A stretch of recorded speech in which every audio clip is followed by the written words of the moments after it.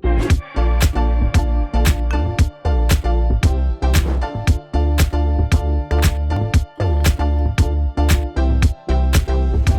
tout d'abord je me présente, je suis Alfonso Lopez de Castro, président de Financière Business School et directeur du corporate de la Financière d'Uzès depuis quasiment 20 ans.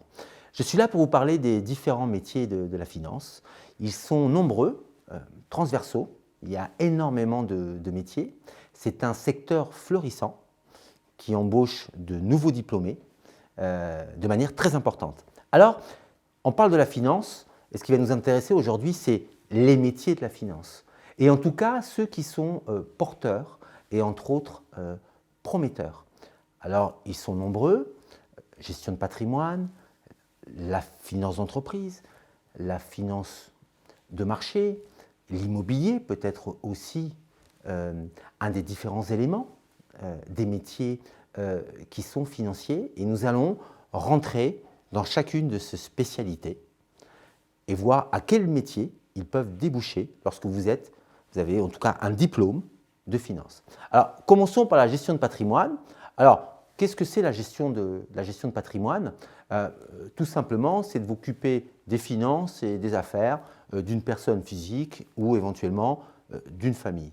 Alors, ce qui est important, c'est que dans la gestion de patrimoine, vous avez deux possibilités d'embauche, soit dans les banques, dans les réseaux bancaires ou les centres de gestion de patrimoine des banques, ou chez les indépendants ou chez les groupements. Et donc c'est un point très important car il y a une culture très différente entre la banque, où vous êtes très encadré, formé, un petit peu formaté des fois sur certains produits, et les indépendants, où effectivement il y a un peu plus de liberté et peut-être l'aspect commercial prend le pas, en tout cas dans les premières années. Donc ça, c'est métier de gestion de patrimoine bien identifié, qui a un essor important puisque la réglementation évolue, change et chaque année de plus en plus importante.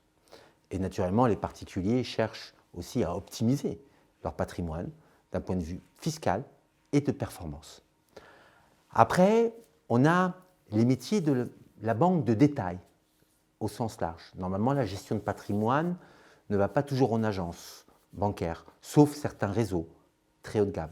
On va parler, si vous allez dans une agence bancaire, plutôt de conseillers premium, c'est-à-dire des gens qui ont un certain patrimoine qui peut aller environ entre 200 000 et 500 000 euros et qui ont des patrimoines trop petits pour aller sur la gestion de patrimoine. Donc on va aller sur les banquiers premium. Et donc c'est un secteur qui embauche énormément puisque beaucoup de vous, étudiants, lorsque vous regardez la télé, effectivement, nous informent que les réseaux bancaires, les agences bancaires vont fermer.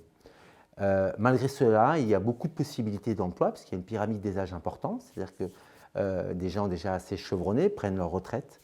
Et puis les métiers évoluent, c'est-à-dire qu'anciennement, lorsque vous alliez dans une agence, vous pouviez faire un virement, par exemple. Et donc aujourd'hui, vous n'avez plus besoin de faire un virement. Donc les gens, lorsqu'ils viennent en agence, c'est pour avoir des experts dans différents métiers. Et finalement, le conseiller premium va avoir une vision excessivement large du patrimoine et il va aller chercher des experts, comme peut-être par exemple un gestionnaire de patrimoine en l'occurrence, mais je pense à un expert immobilier dans le cadre de l'achat de sa résidence ou éventuellement un fiscaliste.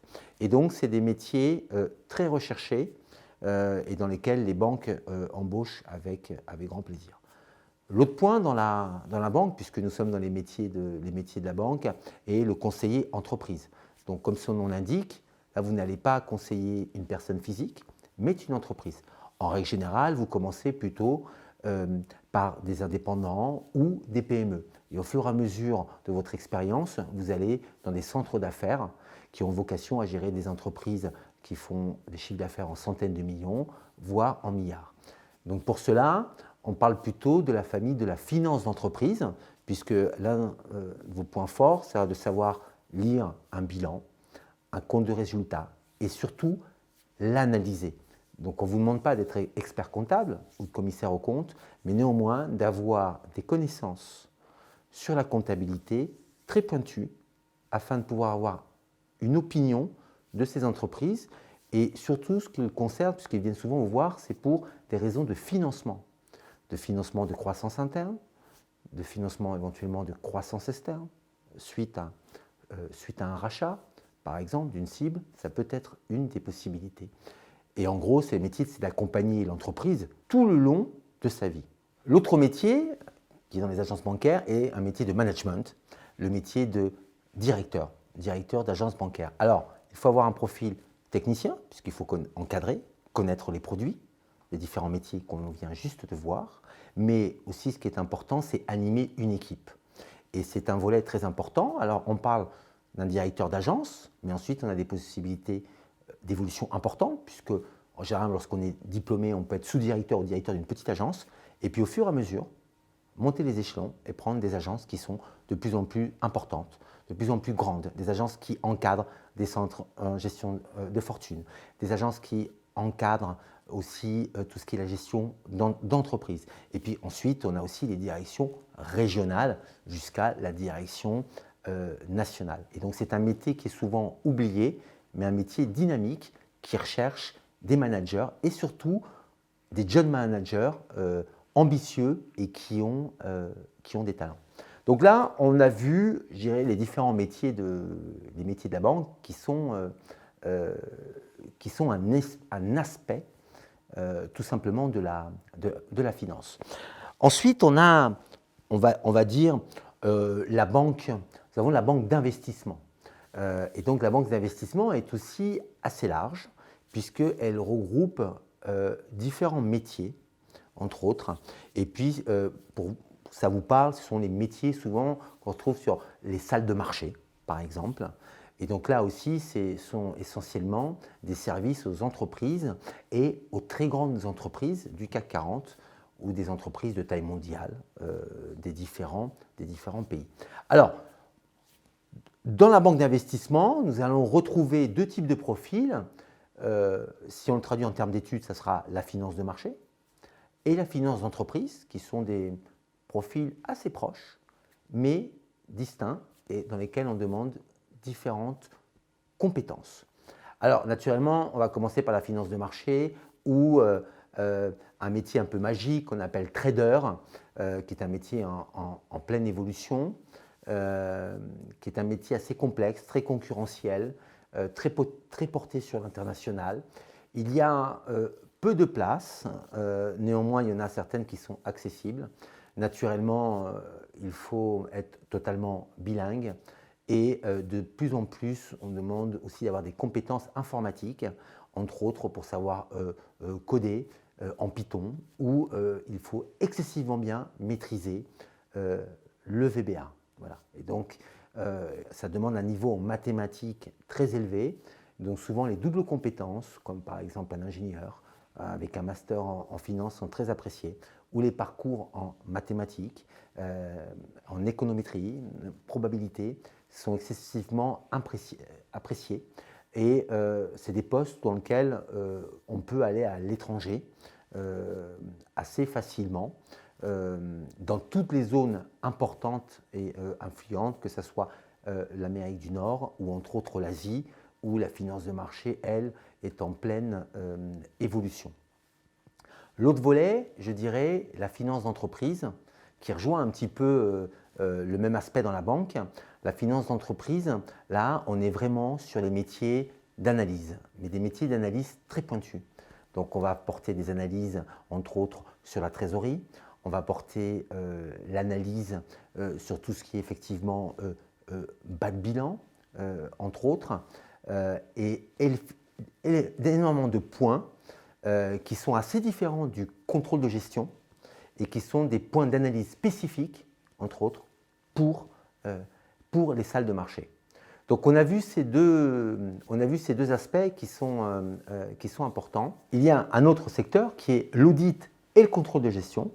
C'est un secteur qui embauche énormément. Vous avez sûrement dû entendre parler des 4 Big Four, EY, PwC, Deloitte et les autres cabinets d'audit comme Mazars. C'est une très bonne base de départ. Ils emploient énormément d'étudiants en alternance ou en stage et c'est énormément apprécié dans les CV. pour aller dans les différents types de services, comme par exemple les Transaction Services, ou entre autres le M&A. Donc c'est une très bonne base de départ pour évoluer sur différents types de métiers. Naturellement, je parlais un petit peu de Transaction Services et de M&A, et donc ce qui m'amène sur différents métiers, qui est le Private Equity et la fusion-acquisition. Ce sont des métiers différents, mais qui ne sont pas très loin, puisque souvent dans le Private Equity, on n'est plus là pour investir, entre autres, et dans lequel on a besoin d'énormément de jeunes qui vont faire de l'analyse, entre autres. Pour ça, il faut très bien maîtriser PowerPoint afin de faire des présentations et naturellement avoir un très bon niveau d'anglais et de rédaction et entre autres d'analyse. Naturellement, il y a les métiers de la fusion-acquisition qui sont des métiers un peu plus complexes puisque c'est une activité un peu plus cyclique et généralement, il est bien de pouvoir l'accompagner d'une autre expertise comme peut-être celle, par exemple, du private equity. Naturellement, l'actif préféré des Français, ne l'oublions pas, entre autres, c'est l'immobilier. Et donc l'immobilier est aussi dans la catégorie des métiers de la finance. Et dans l'immobilier, il y a naturellement les métiers entre autres de sales, de vente, mais pas seulement, puisqu'il y a beaucoup d'ingénierie financière dans les gros montages immobiliers afin qu'ils puissent sortir de terre et se commercialiser. Et donc, il y a énormément d'investissements internationaux dans ce point et on recherche des jeunes analystes en finance. Et pour finir, on va parler d'une catégorie de métiers qui connaît un essor très important, qui est les métiers de la conformité. Et donc, comme vous pouvez le constater, c'est que tous ces métiers ont évolué avec les réglementations. Des recommandations éthiques, des recommandations anti-blanchiment, qui sont de plus en plus importantes. Ce qui est certain, c'est que dans les métiers de la finance, vous avez vocation à voir des flux financiers passer de manière très importante. Et à chaque rôle et à chaque étape, vous avez une responsabilité en termes de conformité. Et donc, par exemple, chez Financière Business School, et où je suis directeur, nous formons des compliance officers. Et c'est un poste qui est de plus en plus important. Et dans chaque activité, il y a de plus en plus de droits. Et donc, c'est pour ça qu'on a parlé beaucoup de comptabilité, de chiffres, des fois de mathématiques, de langue anglaise, mais à ne pas oublier que les profils de droit sont aussi très bienvenus dans les différents métiers de la finance. Merci beaucoup et pour plus d'informations, n'hésitez pas à venir sur le stand de Financière Business School, l'école 100% spécialisée finance. Merci.